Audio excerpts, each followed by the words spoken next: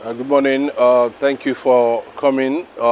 This is Talk TV Africa. We are going to look at the headlines making round today here in Nigeria. We have here with us, the Punch newspaper. That's the newspaper of review. This morning, we are going to inform you, let you know, how the state of the nation currently now in the papers. We have Punch here, and you can see there are the Punch is a little bit busy on the cover, as you can see. We are having the NNPC battles deepening fuel scarcity, black market looms. Abiodun consults federal government as Utome tackles Amusu. Federal government eyes 2 billion from local dollar bond sale. Fake degrees. Federal government orders varsity to submit matriculation lists. I don't know how they intend to achieve that. Food crisis may worsen as flood hits 10 states. We are having police detective hunt 20 varsity students, abductors. Vietnam-born businessman escrates 88 cocaine raps. Civil servants screening on IPPIS portal ends Friday. So for those who are actually looking for a job, in civil service can know what to do. Go to their portal. Maybe you follow the process there. If there's any form of application or thereabout. On the back of the Punch newspaper, we have Adesanya admits mistake after Duplessis lost. Yes, Adesanya, you know him, at the UFC, big boy, lost in that fight. We had different people, was alleged to have, staked millions and millions of dollars, naira. Also saying that Israel Adesanya is going to win the matter. That's from the other side of it, talking about sports. Then on the line too is corruption at the heart of economic hopelessness. That is very devastating when you talk about something like this, corruption at the heart of hopelessness. That means it has become something that one need to be very careful. The nation themselves need to be careful, and the management and leaders of this country need to be careful. They actually need to sit up. Nigeria is sitting on a cake of gunpowder. Anything can happen anytime. Every day, every now and then, we wake up to uncertainties. For some time now, we don't know where to start, we don't know where to begin, but God is faithful. God has been able to, be giving Nigerians that hope, but in hopelessness and economic crisis, I don't know how Nigerians are going to be able to be rescued if there is no will, from the presidency or from the leadership of this country to begin something to stop or even checkmate or even reduce corruption, that will give way to the effectiveness of leadership. Leadership has to be very effective in this part of the country because now we don't need a kind of mediocres, in the corridors of power. You can see on the headline of that headline, you saw where the paper was alerting the nation that possibility, there's every possibility that we are going to experience food insecurity, food crisis, as a result of flooding. We don't even have enough to talk about issue that has to do with flooding, the issue of herdsmen, farmers cannot go to farm, a lot of things. All of these things have been going on without being looked into, without being nobody's, the security agencies and the federal government needed to stop some of these things from getting to this level of becoming a threat to the survival of every Nigerian in this part of the world. So it's a very deep issues, and we continue to look at it from that angle. And another thing is that you see, as we are talking to you this morning, we have seen a lot of things happening in the downstream sector. The fuel scarcity. I don't know how Nigeria has been battling over this for a very long time, and up to now we do not have solutions to it. We don't know who is responsible for this artificial scarcity. We don't know who to blame. It looks like leadership in Nigeria has actually failed. I don't think that Nigerians have ever, apart from those who are very close to the seat of power, who has their pipe laid there, making, who is part of the treasure looters in this country. Maybe those are the people who can tell you, a few of them can actually come out and tell you that the country is actually working. But is the country actually working for Nigerians? Nigerians need to work for the country too, and the country needs to work for Nigerians. But we have not seen that happen yet.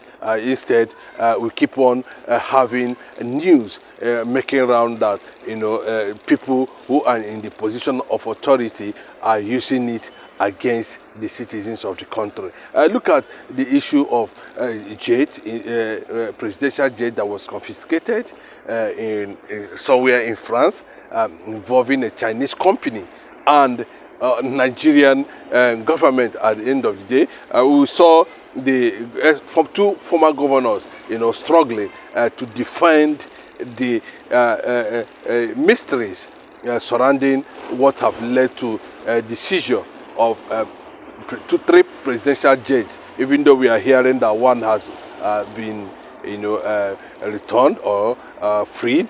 Let me put it that way. But we've not known the process and how that issue came to become, an international mess that has continued to damage the image of this country. Ambusu is being accused, or Tommy is trying to pass a message there in that tackle, that Ambusu is not someone that is reliable, because what the Chinese company did, Ambusu cannot come out openly and tell Nigerians, that he is not aware, or there was no ulterior motive attached to the crisis over the seizure of the or confiscated presidential jet. Otomi is also claiming that he has an issue to settle with Ambusu concerning a particular business that has to do with OPIC, land and other things. And at the end of the day, some interest came, people begin to decide based on one thing or the other, or one was just asking for, personal interest or personal settlement somewhere along the line, and that was how the whole thing went as of now. Then the issue of the students, that was kidnapped somewhere in Benue recently. We've not heard from them. Quite disturbing. I do not know how the family will be feeling at this point in time, but I can tell you that things are not palatable at this moment. There is food insecurity, there's human insecurity, there's human traffic, there's kidnap, there's hunger. These things are just on the rise continuously. I think by now, if care is not taken, it's close to the food insecurity is close to 40%, one of the highest in the world, making Nigeria, one of the poorest. Even though we are seeing that Nigeria is a rich nation, a rich country, but still the citizens cannot afford a good food, on daily basis. It's not possible, except you are a part of those who are sitting on the national treasury, who have friends, cronies, maybe such things can be actually be extended to them. But for an ordinary Nigerian who are struggling to breathe at the end of the day, who is not something to write home about, I can tell you that on the street, there is serious anger, breeding. But unfortunately, we didn't see much of the resultant effect of that protest. But where we would have been expecting that, okay, this thing don't happen. At the end of the day, government is mapping out policies. Government has come up with emergency solutions, policies that can at least give us emergency solution, or even in the short term run, or even in the long term run.